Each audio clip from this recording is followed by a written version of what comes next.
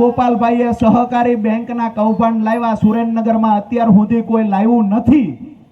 આજે ટાંકી ચોકમાંથી કહું છું કે મૂળી તાલુકામાં વર્ષોથી એક ભાઈ જેને લોકો ગુરુજી કહે છે,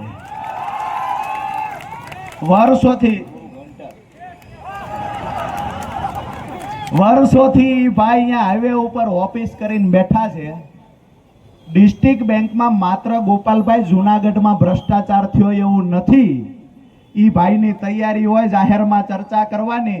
રાજુ કરપડા કહે છે કે ડિસ્ટ્રિક્ટ બેંકમાં, સુરેન્દ્રનગર ડિસ્ટ્રિક્ટ બેંકમાં પણ કૌભાંડ થયું છે, ભ્રષ્ટાચાર થયો છે અને ખેડૂતોએ 5 લાખ ઉપાડ્યા હોય એના નામે 25 લાખ ઉપડી ગયા છે સુરેન્દ્રનગર ડિસ્ટ્રિક્ટ બેંકમાં.